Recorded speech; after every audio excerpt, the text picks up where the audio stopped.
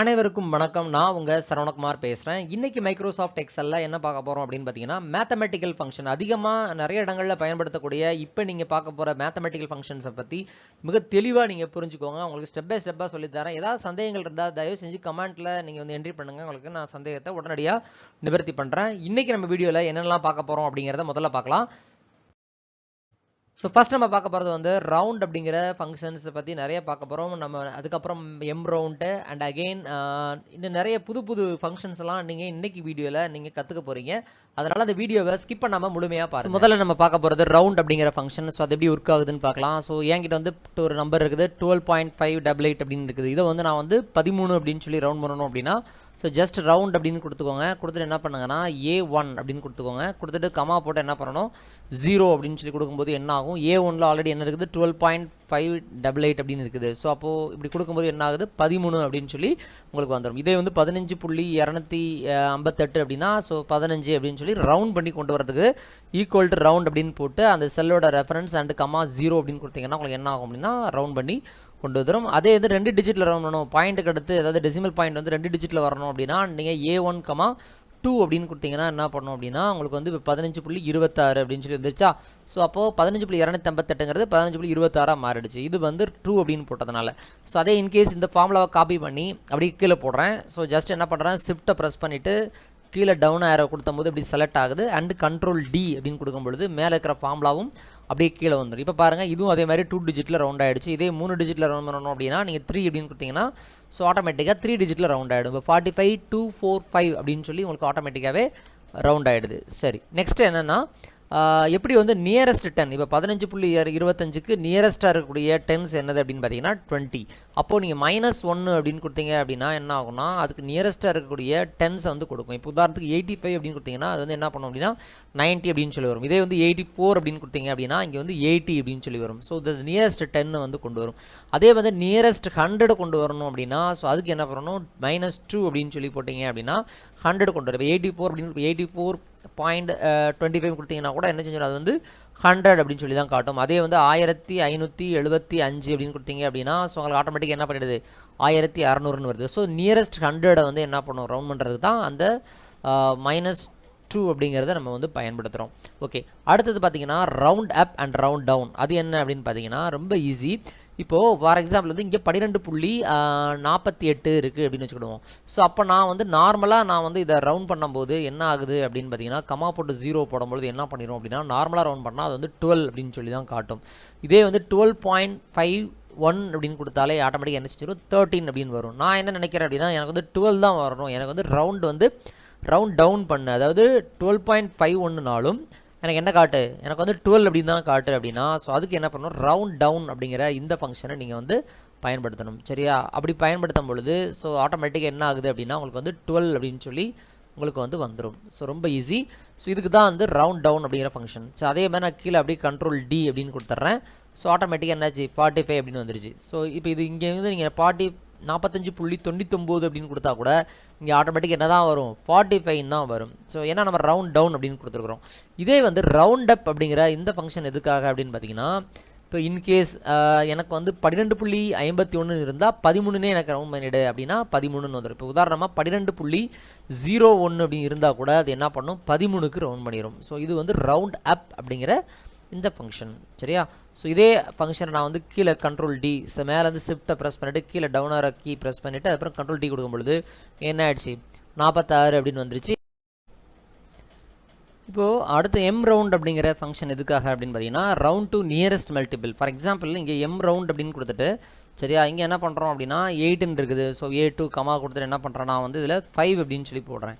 அப்போது என்ன ஆகும் அப்படின்னா இப்போ 8 பக்கத்தில் இருக்கக்கூடிய 5னா மீன்ஸ் என்னது 5, 10, 15, 20 அப்படிங்கிறது வந்து 5 மல்டிப்ளை பண்ண வரக்கூடிய வேல்யூஸ். சரியா, அப்படி வரும்பொழுது 8 அப்படிங்கிறது வந்து இந்த 5க்கும் 10க்கும் இடையில இருக்கிறதுனால ஸோ அப்போ ஆட்டோமேட்டிக்காக என்ன பண்ணணும் அது வந்து 10 அப்படின்னு சொல்லி வந்துடும். இதே நீங்கள் இந்த இடத்துல வந்து நீங்கள் 11ன்னு கொடுத்தீங்கன்னா அது 10 தான் வரும், 12 கொடுத்தாலும் 10 தான் வரும், 13ன்னு கொடுத்தா மட்டும் 15ன்னு வரும். சரியா, ஏன்னா அதுக்கு நியரஸ்ட்டாக எது இருக்குதோ அதாவது மல்டிபிள் அதாவது 5, 10, 15, 20 ஸோ என்ன வேல்யூ கொடுக்குறீங்களோ ஸோ அதுக்கு நியரஸ்ட்டாக இருக்கக்கூடிய அந்த வேல்யூஸை அதை எடுத்துகிட்டு வந்துடும். சரியா, இப்போ இதே இன்கேஸ் நான் வந்து இங்கே வந்து 10 அப்படின்னு கொடுத்துட்றேன்னு வச்சுக்கோங்க. அப்போ 13க்கு பக்கத்தில் இருக்கக்கூடிய என்னது நம்பர் என்னது அப்படின்னு பார்த்தீங்கன்னா 10 வந்து என்னது டென்ஸ் தான் சரியா. அதே வந்து நீங்கள் 16 அப்படின்னு கொடுங்க, ஆட்டோமேட்டிக்காக 20 அப்படின்னு சொல்லுது. இந்த மாதிரி நியரஸ்ட் மல்டிபிள் வேல்யூஸை வந்து நீங்கள் கொண்டு வரணும் அப்படின்னா ஸோ இதுக்கு வந்து இந்த MROUND அப்படிங்கிற ஃபங்க்ஷனை பயன்படுத்திக்கலாம். அதே மாதிரி 100 கொடுத்தா கூட ஆட்டோமேட்டிக்காக என்ன பண்ணும், இப்போ உதாரணமாக 58 அப்படின்னு கொடுத்தீங்கன்னா ஆட்டோமேட்டிக்காக 100 வரும். அதே நீங்கள் 15 கொடுத்தீங்கன்னா என்ன செஞ்சிருது 100 வருது. அதே 49 கொடுத்தீங்கன்னா 100 வராது சரியா. ஸோ அப்போ பாதிக்கு மேலே எந்த ஒரு வேல்யூவும் பாதிக்கு மேலே போகும் பொழுது அதை வந்து நியரஸ்ட் மல்டிப்ளைக்கு கொண்டு வரது தான் இது. இப்போ அதே வந்து 1825 அப்படின்னு கொடுத்தீங்கன்னா ஆட்டோமேட்டிக்காக 1800 அப்படின்னு சொல்லி வரும். அதே 1850 கொடுத்தீங்கன்னா 1900 அப்படின்னு வரும். ஸோ இதை ட்ரை பண்ணி பாருங்கள். ரொம்ப ரொம்ப முக்கியமான ஒரு ஃபங்க்ஷன் தான் இந்த MROUND அப்படிங்கிற இந்த ஃபங்க்ஷன். இப்போ MROUND ஃபங்க்ஷன் என்ன பண்ணும் அப்படின்னு பார்த்தீங்கன்னா, இப்போ உதாரணமாக நான் வந்து 10 அப்படின்னு கொடுத்துட்றேன். இது என்ன நடக்குது அப்படின்னா 16க்கு பக்கத்தில் இருக்கக்கூடிய மல்டிப்ளை ஆஃப் டென்ஸ் வந்து என்னது அப்படின்னா ஸோ 20. ஸோ அப்போ 20 அப்படின்னு சொல்லி வந்துடுது. இதே வந்து நீங்கள் 14 அப்படின்னு கொடுத்தீங்கன்னா என்ன பண்ணும் 10 அப்படின்னு சொல்லி வரும். ஸோ இது வந்து நார்மலாக MROUND ஃபங்க்ஷனுடைய வேலை. இன்கேஸ் நான் என்ன சொல்கிறேன் அப்படின்னா எனக்கு 14 போட்டால் எனக்கு என்ன தான் வரணும் 10 தான் வரணும், அதாவது ஃப்ளோர் வேல்யூஸாக வரணும், குறைந்ததாகவே காட்டணும் அப்படின்னா நீங்கள் MROUNDக்கு பதிலாக என்ன பண்ணுங்கன்னா ஃப்ளோர் அப்படின்னு போட்டுட்டு .math அப்படின்னு சொல்லி போட்டு அண்ட் அகைன் இதே சேம் ஸ்ட்ரக்சரில் நீங்கள் என்ன செய்யுங்க போட்டிங்க அப்படின்னா என்ன நடக்குதுன்னு பாருங்கள். ஸோ 10 வந்துருச்சு. நீங்கள் 19 போட்டால் கூட என்ன தான் வரும், அது வந்து 10 அப்படின்னு தான் வரும் சரியா. இதே MROUND போட்டிங்கன்னா என்ன பண்ணிடும்னா உங்களுக்கு வந்து 20 மாறிடும். பட் நம்ம floor.math ஃப்ளோர்னால் ரொம்ப கீழேன்னு அர்த்தம். ஸோ floor.math குறைச்சி தான் வேல்யூவை காட்டும். எப்போ நீங்கள் 20 போட்டிங்களோ அப்போ தான் வரும். 21 போட்டால் கூட அது என்ன செஞ்சிடும் 20 அப்படின்னு சொல்லி தான் காட்டும். 29 வரைக்கும் அதே தான் ஓகேவா. ஸோ இதுதான் வந்து ஃப்ளோர் அப்படிங்கிற இந்த ஃபங்க்ஷன். அதே வந்து சீலிங் அப்படிங்கிறது வந்து என்னென்னா இப்போ இதே 31 அப்படிங்கிறது வந்து எனக்கு என்ன வரணும் அப்படின்னா 14 தான் வரணும் அப்படின்னா நீங்கள் என்ன பண்ணணும் சீலிங் அப்படிங்கிற ஃபங்க்ஷனை நீங்கள் வந்து பயன்படுத்துங்க. ceiling.math அப்படின்னு போட்டு இதே சேம் ஸ்ட்ரக்சரை யூஸ் பண்ணும்போது என்ன ஆகுது அப்படின்னா 14 வந்துடும். இப்போ 39 கொடுத்தா கூட 14 வரும். ஸோ அண்ட் அகைன் 32 கொடுத்தா கூட 40 அப்படி தான் வரும். இதுதான் வந்து சீலிங் அப்படிங்கிற ஃபங்க்ஷனோட ஒர்க்கு. அதே மாதிரி இந்த ceiling.math அப்படிங்கிறது வந்து என்ன ஆகும் அப்படின்னா ஒன்லி 2013க்கு அப்புறம் எக்ஸல் 2013 வெர்ஷனுக்கு அப்புறம் தான் ஒர்க் ஆகும். இதுக்கு முந்தின வெர்ஷன் அப்படின்னு பார்த்தீங்கன்னா சீலிங் அப்படின்னு கொடுத்தாலே நீங்கள் போதும் சரியா. ஓகே, இப்போ அடுத்து பார்த்தீங்கன்னா இன்டிஜர் அப்படிங்கிற ஒரு ஃபங்க்ஷன் இருக்குது. இப்போ 32.25 அப்படின்னு பார்த்தீங்கன்னா இதில் வந்து இன்ட் அப்படின்னு கொடுத்தீங்க அப்படின்னா என்ன ஆகும்னா ஸோ இதோடைய நியரஸ்ட் வந்து இப்போ 32.58 அப்படின்னு கொடுத்தீங்கன்னா என்ன பண்ணும், அது வந்து 32 அப்படின்னு சொல்லி தான் என்ன செய்யும் அது வந்து காட்டும் சரியா. அது வந்து இன்டிஜராக ரவுண்ட் பண்ணணும் சரியா. இப்போ 32.99 கொடுத்தா கூட என்ன செஞ்சிடும் வந்து 32 அப்படின்னு சொல்லி தான் வரும். ஸோ இது வந்து இன்ட் அப்படிங்கிற இந்த ஃபங்க்ஷன் சரியா. இப்போ ஃபார் எக்ஸாம்பிள் வந்து இங்கே 45 நம்ம சம்திங் எக்ஸ்ட்ரா நிறைய நம்பர்ஸ் இருக்குது அப்படின்னா ஆட்டோமேட்டிக்காக என்ன பண்ணுது 45 அப்படின்னு சொல்லி தான் காட்டும். 45.99 கொடுத்தா கூட என்ன செய்யும் அது வந்து 45 அப்படின்னு சொல்லி தான் காட்டும். இது வந்து ரவுண்ட் டவுன் மாதிரியான ஒரு ஃபங்க்ஷன் தான் இந்த இன்ட் அப்படிங்கிற ஃபங்க்ஷன். இது இன்டிஜர் பார்ட்டை மட்டும் தான் என்ன செய்யுது வந்து ரவுண்ட் பண்ணணும், வேறு எதுவுமே நீங்கள் கொடுக்க முடியாது. இது வந்து ரொம்ப ஈஸியாகவும் இருக்கும், கொஞ்சம் குயிக்காகவும் நம்ம ஒர்க் வந்து முடிக்கலாம். அண்ட் அகெயின் அடுத்தது பார்த்தீங்கன்னா உங்களுக்கு வந்து ட்ரங்க் அப்படின்னு சொல்லி ஒரு ஃபங்க்ஷன் இருக்குது. அதோட வேலை என்னன்னு பார்த்தீங்கன்னா இப்போ TURUNC அப்படின்னு கொடுத்துட்டு என்ன செய்யணும்னா A2 போட்டு என்ன செய்யுங்க 0 அப்படின்னு சொல்லி கொடுத்தீங்க அப்படின்னா ஆட்டோமேட்டிக்காக என்ன பண்ணுது நார்மலாக இருக்கக்கூடிய 45 அப்படின்னு சொல்லி இது வந்துடுது. இப்போ நான் என்ன சொல்கிறேன் அப்படின்னா இப்போ 45.99 அப்படின்னா 45.9 அப்படின்னு எனக்கு வரணும் அப்படின்னு நினைக்கிறேன் அப்படின்னா நீங்கள் ஜஸ்ட் என்ன பண்ணுங்கள் இதில் வந்து 1 அப்படின்னு கொடுத்தீங்கன்னா 45.9 அப்படின்னு சொல்லி உங்களுக்கு வந்து வந்துடும். இதே நீங்கள் இடத்துல நீங்கள் ரவுண்ட் அப்படிங்கிற ஃபங்க்ஷனை பயன்படுத்தும் பொழுது என்ன ஆகும் அப்படின்னா 46 அப்படின்னு சொல்லி வந்துடும். ஸோ அப்போது எனக்கு என்ன தேவைன்னா 45.99 தான் வேணும் அப்படின்னா நீங்கள் ட்ரங்க் அப்படிங்கிற இந்த ஃபங்க்ஷனை நீங்கள் பயன்படுத்திங்க. ஃபார் எக்ஸாம்பிள் வந்து இங்கே இன்னொரு எக்ஸாம்பிள் சொல்கிறேன். 32 பாயிண்ட் இப்படி இந்த மாதிரி சம்திங் இருக்குன்னு வச்சுக்குவோம். இப்போ நான் என்ன சொல்கிறேன் 32.245 அப்படின்னு தான் எனக்கு வரணும் அப்படின்னா ஜஸ்ட்டு ட்ரங்க் அப்படின்னு சொல்லி கொடுத்துட்டு இந்த நம்பர் கொடுத்துட்டு என்ன செய்யுங்க ஜஸ்ட் 3 அப்படின்னு கொடுத்தீங்க அப்படின்னா ஸோ உங்களுக்கு என்ன ஆகும் 32.245 அப்படின்னு சொல்லி தான் வரும். 246ன்னு வராது. நீங்கள் சொன்னால் புரிஞ்சுக்கணும்னு நினைக்கிறேன். ரவுண்டு ஃபங்க்ஷன் இதே இடத்துல நீங்கள் ரவுண்டு பயன்படுத்தினீங்க அப்படின்னா என்ன ஆகுதுன்னு பாருங்கள் 32.246ன்னு வந்துடுது சரியா. இந்த 5 வந்து என்ன செய்யறதோட ப்ளஸ் பண்ணிக்கும். பட் நீங்கள் ட்ரங்க் அப்படிங்கிற ஃபங்க்ஷனை யூஸ் பண்ணும் பொழுது உங்களுக்கு என்ன ஆகுது அப்படின்னா அந்த 5ஐ ரவுண்ட் பண்ணாது, டேரெக்டாக என்ன கொடுத்துருக்குறோமோ அதை வந்து எடுத்துகிட்டு வந்துடும். இப்போது அடுத்து பார்க்க போகிறது அப்சல்யூட் அப்படிங்கிற ஃபங்க்ஷன். இதோட வேலை என்னென்னா இப்போது ஏதாவது நெகட்டிவ் வேல்யூ இருந்துச்சு அப்படின்னா அதை வந்து பாசிட்டிவ் வேல்யூவாக மாற்றுறதுக்கு பயன்படுத்தக்கூடியது தான் இந்த அப்சல்யூட் அப்படிங்கிற இந்த ஃபங்க்ஷன். இது என்ன பண்ணணும் அப்படின்னு பாருங்கள், -1500 கொடுத்தா இங்கே என்ன ஆகுது, ப்ளஸ் அப்படின்னு வந்துடுது. -15.8 அப்படின்னு கொடுத்தீங்கன்னா என்ன பண்ணும், அந்த நெகட்டிவ் வேல்யூ எடுத்துகிட்டு பாசிட்டிவ் வேல்யூ கொடுக்குறது தான் இந்த அப்சல்யூட் அப்படிங்கிற இந்த ஃபங்க்ஷன். ஓகே, அடுத்து பார்த்தீங்கன்னா இப்போ என்கிட்ட ஒரு 2 நம்பர் இருக்குது, 10, இந்த பக்கம் வந்து 2 அப்படின்னு இருக்குது. இந்த ரெண்டையும் நான் வந்து டிவைட் பண்ணும்போது மிச்சம் எவ்வளோ கிடைக்கும். ஃபார் எக்ஸாம்பிள் 10 டிவைடட் பை 2 அப்படின்னு சொன்னீங்கன்னா இந்த மாதிரி தான் நம்ம வந்து டிவைட் பண்ணணும். ஸோ அப்போ என்ன ஆகுது, 5 அப்படின்னு வருது. இதே நீ 11 அப்படின்னு கொடுக்கும்போது என்ன ஆகுது, 5.5 அப்படின்னு சொல்லி நமக்கு வந்து வருது. ஸோ நான் என்ன நினைக்கிறேன் அப்படின்னா, இப்போ என்ன செய்ய போகிறேன்னா, இப்போ இந்த 2 நம்பரை டிவைட் பண்ணால் மிச்சம் எத்தனை வருது, இப்போ 11 வந்து 2ஆல் டிவைட் பண்ணும்போது மீதம் எத்தனை அப்படின்னு பார்த்தீங்கன்னா 1 தான். ஸோ அப்போது அது கண்டுபிடிக்கிறது தான் இந்த ஃபங்க்ஷன் MOD அப்படிங்கிற ஃபங்க்ஷனை பயன்படுத்தணும்.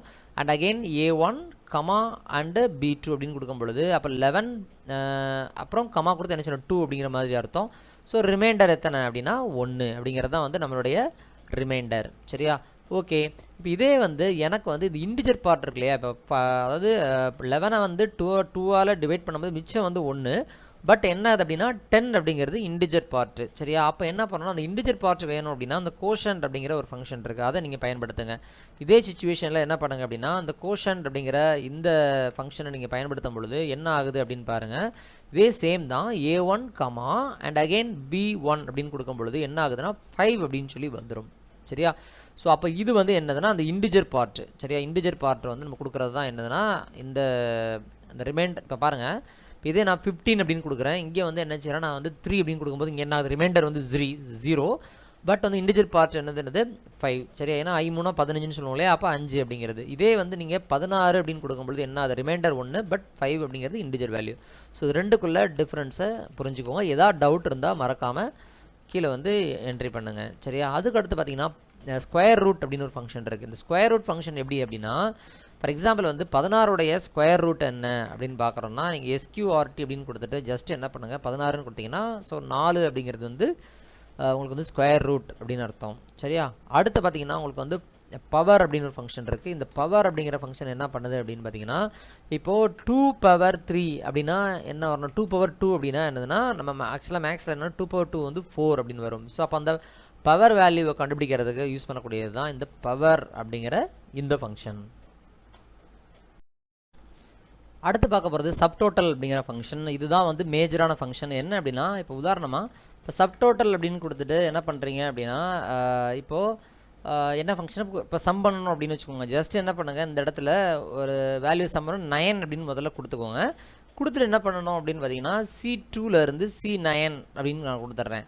இப்போ என்ன நடக்கும் அப்படின்னு பார்த்தீங்கன்னா, இங்கே இருக்கிற C2லேருந்து C9 வரைக்குள்ள எல்லாத்தையும் என்ன கூட்டும் போது என்னது 8000 அப்படின்னு வந்துடுது. கரெக்டு தானே, எல்லாத்தையும் கூட்டம் என்ன வருது 8000 அப்படிங்கிறது இதோடைய ஆன்சர். இப்போ நான் என்ன செய்கிறேன் அப்படின்னா, இப்போது நான் வந்து இந்த இடத்துல ஒரு ஃபில்டர் போடுறேன். ஃபில்டர் அப்படின்னு கொடுத்துட்டு என்ன செய்கிறேன், இங்கே வந்து ஜான் அப்படின்னு சொல்லி நான் வந்து செலக்ட் பண்ணுறேன்.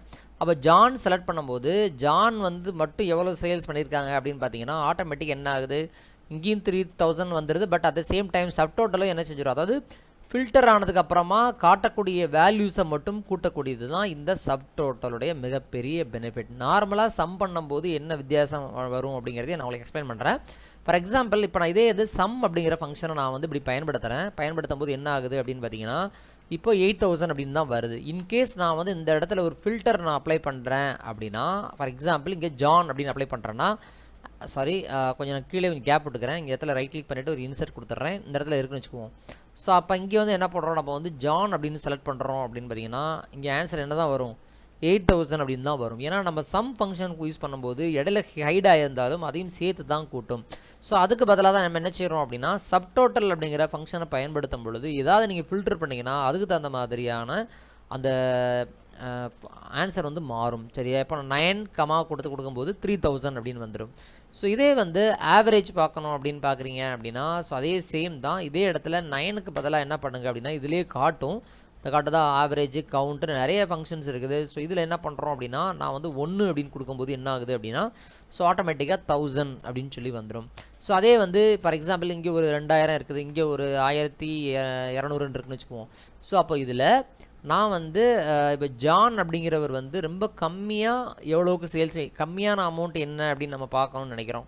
ஸோ இப்போ 100 இருக்குது. அப்போ நம்ம என்ன சொல்கிறோம், இங்கே என்ன சம்மந்தம் இல்லாமல் என்ன வருது 700 வருது. ஸோ நான் முதல்ல ரொம்ப கம்மியான அமௌண்ட் பார்க்குறதுக்கு என்ன சொல்லணும், மினிமம் அப்படின்னு சொல்லி பார்க்கணும். ஸோ ஐ மீன் 5 அப்படின்னு கொடுக்கணும்.